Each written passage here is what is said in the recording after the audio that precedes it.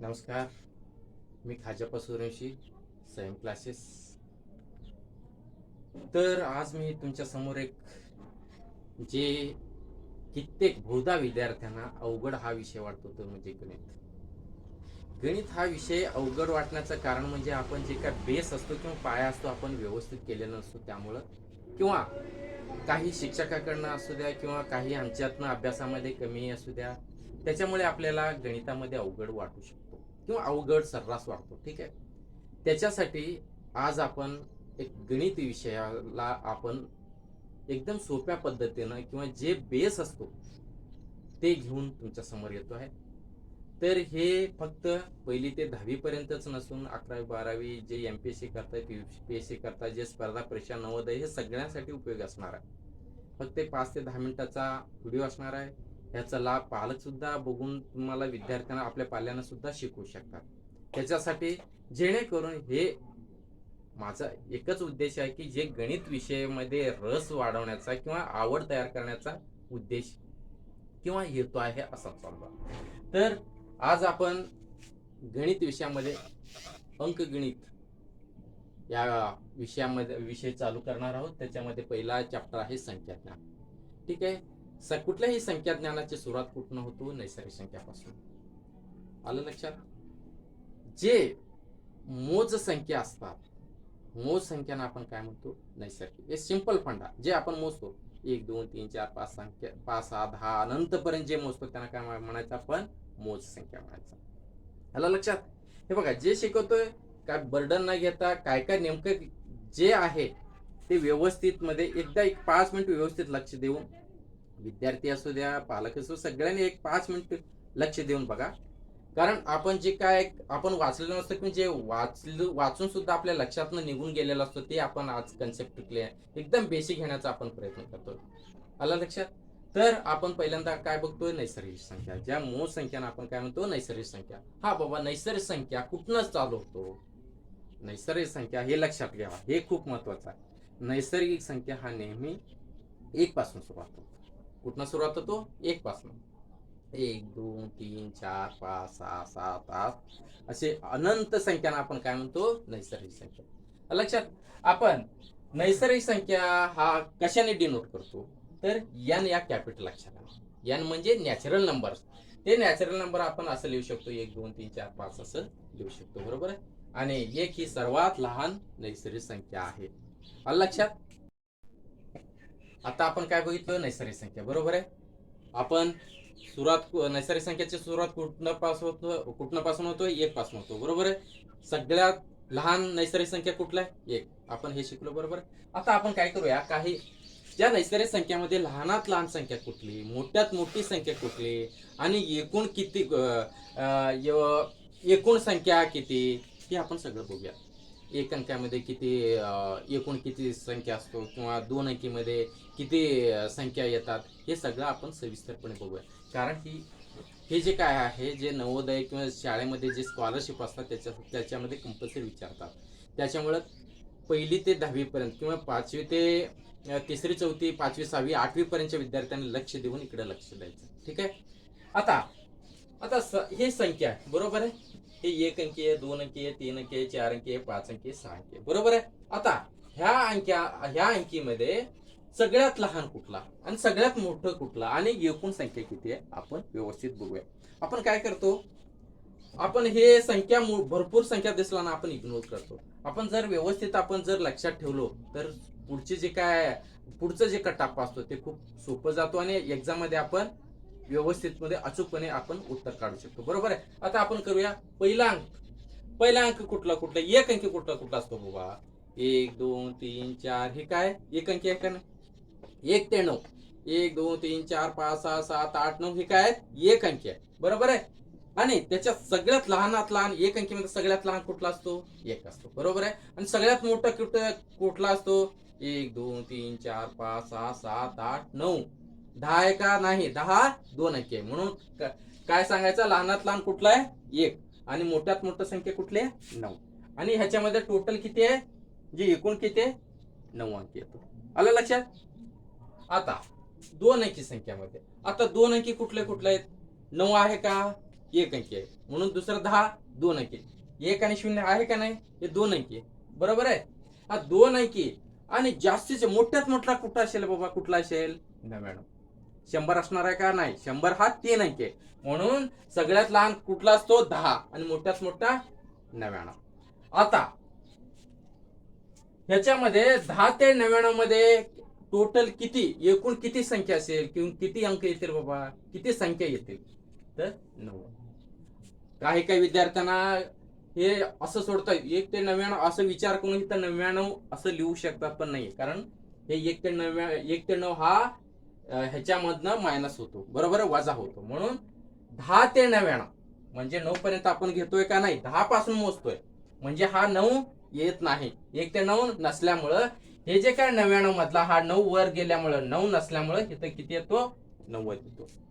2 अंकी संख्या किती आहेत, एकूण 90 आहेत. सगळ्यात लहान कुठला 10, सगळ्यात मोठा कुठला 99. आलं लक्षात. आता 3 अंकी संख्या बघूया. 3 अंकी संख्यामध्ये सगळ्यात लहान आहे 100 आणि मोठ्यात मोठा संख्या कुठली आहे 99. आलं लक्षात. ह्याच्यात एकूण किती असतो 900. आलं लक्षात.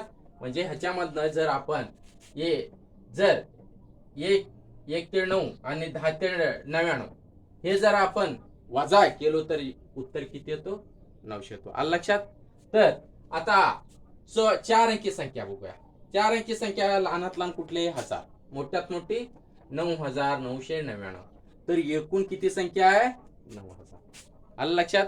4 अंकी मध्ये किती टोटल किती, एकूण किती आहेत 90000. तर 1 अंकी मध्ये टोटल किती संख्या आहेत 9 येतो. 2 अंकी मध्ये 90 येतो. 3 अंकी मध्ये एकूण 900 संख्या येतो. अशाच प्रकारे आपण 5 अंकी काढू शकतो, 6 अंकी काढू शकतो. आलं लक्षात. आणि जे पहिली दुसरी किंवा तिसरी चौथीचे जे नवीन मुलं आहेत किंवा काही जणांना 1000 2000 असं वाचता येत नाही, त्या विद्यार्थ्यांनी खास करून काय करायचं, आपण सुरुवात एककापासून. मगाशी आपण ज्या विद्यार्थ्यांना एकक दशक हजार 10,000 जर कळत नसेल किंवा वाचता येत नसेल, तर त्या विद्यार्थ्यांसाठी आपण हळूहळू त्यांना समजेल असं आपण शिकूया. पहिला कुठलंही जर कुठलंही एक संख्या घेऊ, 1 2 3 संख्या घेऊ. आता 120 घेऊया. आलं लक्षात. आता 120 बरोबर आहे. जर आपण वाचताना हितापासून आपण चालू करायचं, बरोबर आहे. याला आपण जे शेवटची संख्या असतो सगळ्यात शेवटची, त्याला काय म्हणायचं आपण एकक. आलं लक्षात. त्याला काय म्हणायचं दशक. बघा, एकक म्हणजे एकच अंक, दशक म्हणजे 10, शतक म्हणजे 100. आलं लक्षात. हे तुम्हाला का सांगतो, तर तुम्हाला एक्झाम मध्ये, स्कॉलरशिप एक्झाम मध्ये तुम्हाला ह्या संख्येची स्थानिक किंमत विचारला जातो, त्यामुळे हे खूप महत्वाचं असतं. आलं लक्षात. आता हे 120 स्थानिक किंमत, आता 1 स्थानिक किंमत सांगा म्हणून, किंवा 2 स्थानिक किंमत सांगा, तर काय म्हणणार तुम्ही. आता लक्षात घ्या, काय करायचं. आता 2 स्थानिक किंमत, आता 2 आहे. 2 कुठल्या ठिकाणी आहे, दशक ठिकाणी. दशक म्हणजे 10. आलं लक्षात. काय करायचं, 2 ने 10 ला गुणायचं. याचं स्थानिक किंमत किती आला 20. त्याच्यापेक्षा अजून शॉर्टकट, हे तुम्हाला कन्सेप्ट सांगितलं, तर 2च्या पुढे 0 देऊन टाकायचा. ह्याच्या पुढे किती अंक येतो तेवढं 0 तर देऊन टाकायचं. किती आलं 20. आता 1 स्थानिक किंमत विचारले तर काय करणार तुम्ही. आता 1 म्हणजे काय शतक, शतक म्हणजे 100. आलं लक्षात. शतकच्या पुढे किती आहेत 1 2 घर आहेत, बरोबर आहे. जेवढं घर असतील तेवढं 0 देऊन टाकायचं. आलं लक्षात. हे झालं शॉर्टकट. आता जर तुम्हाला कन्सेप्टच क्लिअर करायचं असेल तर आता बघा, 120 आहे. हे संख्या कसं बनलं असेल बाबा. हे शतक आहे म्हणजे 100, हे दशक आहे म्हणजे 20, हे एकक किती, एकक स्थानी किती 0, म्हणजे टोटल ह्यांची बेरीज केलं तर किती येतो 120. ह्याप्रमाणे ते बनलेलं. म्हणून प्रत्येक जे जागा असते त्यांचे घर असतात, त्या घराला आपण स्थानिक किंमत म्हणतो. आला लक्षात. आपण आता ह्याची स्थानिक किंमत सांगा 9000. मला ज्या विद्यार्थ्यांना काहीच येत नाही त्यांना एवढं सांगायचं आहे, काय करायचं ना, 9 आहे. 9ची स्थानिक किंमत जर विचारले तर पुढच्या 9चे, किंवा आता ऐकावा, आता 1ची स्थानिक किंमत जर विचारले तर डोळे झाकून काय करायचं, पहिला 1 घ्यायचा. आलं लक्षात? 1 घेतल्यानंतर पुढे किती घर आहेत ते बघायचं. 1 2 3 तेवढं शून्य देऊन टाकायचा, म्हणजे याची स्थानिक किंमत किती आली, 1000. आता 2ची स्थानिक किंमत जर विचारले तर काय करायचा, पुढचं घ्यायचं नाही, फक्त 2 पहिला घ्यायचा आणि 2च्या पुढचा, म्हणजे किती शून्य आहेत बाबा, किती घर आहेत बघायचा, शून्य वगैरे नाही, किती घर आहेत बघायचा, 1 2 तेवढं घर शून्य देऊन टाकायचं, म्हणजे 2ची स्थानिक किंमत किती झाली, 200. आलं लक्षात? ह्याप्रमाणे आपण एक दशक, हजार असं शिकत जायचं. आलं लक्षात? ते हळूहळू दुसऱ्या एक त्याच्यासाठी एक मी तुम्हाला खास एक व्हिडिओ अपलोड करणार आहे. तर आपण कुठं आलतो, नैसर्गिक संख्या. आपण सगळ्या आता आता आपण काय बघितलं, नैसर्गिक संख्या. बरोबर आहे. नैसर्गिक संख्या जी मूळ संख्या त्याला काय म्हणतो आपण, नैसर्गिक संख्या म्हणतो. ठीक आहे. नैसर्गिक संख्येची सुरुवात कुठनं होतो, 1 पासून होतो. नैसर्गिक संख्यात सगळ्यात लहान संख्या कुठली, 1 आहे. आलं लक्षात? आपण नैसर्गिक संख्यामध्ये 1 अंकी, 2 अंकी, 3 अंकी, सगळ्यात लहान संख्या कुठली आहे, सगळ्यात मोठी संख्या कुठली आहे आणि एकूण संख्या किती, हे सगळं आपण बघितलेलं. आता पूर्ण संख्या. पूर्ण संख्या म्हणजे मित्रांनो, तुम्हाला सांगायला मला आनंद होईल की ज्या वेळेला शून्याचा शोध कोणी लावला, भारताने, हे आपल्याला अभिमानी सांगावं लागेल. कारण ज्या वेळेला शून्याचा शोध लागला त्यावेळेला नवीन संच उदयास आला, त्याला आपण म्हणतो पूर्ण संख्या, पूर्ण संख्याचा संच. ज्या वेळेला शून्य आणि नैसर्गिक संख्या मिळून तयार होणाऱ्या संख्याचा संचाला काय म्हणतो आपण, पूर्ण संख्या म्हणतात. आलं लक्षात? नैसर्गिक संख्या म्हणजे काय, 1 2 3, फक्त त्याला पुढे शून्य लावायचं, ते काय झालं, पूर्ण संख्या. आपण चपाती खातो, चपाती कसा असतो, गोल असतो का नाही, पोट भरतो का नाही, पूर्ण होतो का नाही, आपला अन्न पूर्ण होतो का नाही, ते लक्षात ठेवायचं. चपाती गोल. ज्या वेळेला शून्यापासून सुरू होतो त्याला काय म्हणायचं, पूर्ण संख्या. ज्या वेळेला 1 पासून सुरू होतो त्याला काय म्हणायचं, नैसर्गिक संख्या. आलं लक्षात? आता नैसर्गिक संख्यामध्ये सगळ्यात लहान कुठलं आहे, 1 आहे. आता पूर्ण संख्यामध्ये सगळ्यात लहान काय असणार आहे, 0 असणार आहे. हे लक्षात घ्या. पूर्ण संख्या म्हणजे काय, शून्य आणि नैसर्गिक संख्या मिळून जो संच तयार होतो त्याला काय म्हणतो आपण, पूर्ण संख्या. आणि एक गोष्ट तुम्हाला मी सांगेन की जे विद्यार्थ्यांना मी पूर्ण संख्या आणि पूर्णांक संख्या ह्याच्यामध्ये खूप बदल आहे बरं का. मी तुम्हाला अजून पूर्णांक संख्या शिकवणार, पण पूर्ण संख्या हे लक्षात ठेवा.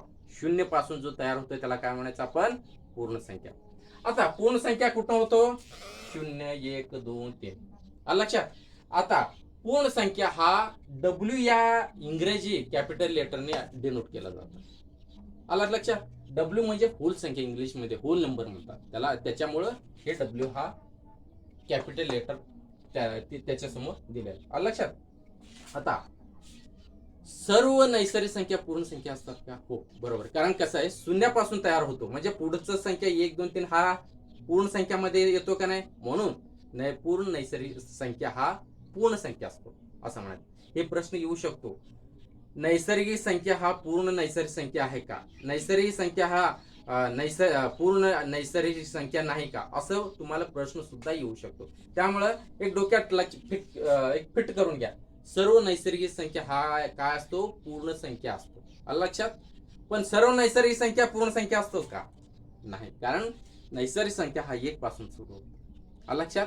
1 पासून जर सुरू होत असेल तर नैसर्गिक संख्या म्हणायची. ज्या संख्येमध्ये शून्य नसतो त्याला आपण नैसर्गिक संख्या म्हणायचं. ज्या संख्येमध्ये आपण शून्य असतो त्याला काय म्हणायचं, पूर्ण संख्या म्हणायचं. आलं लक्षात?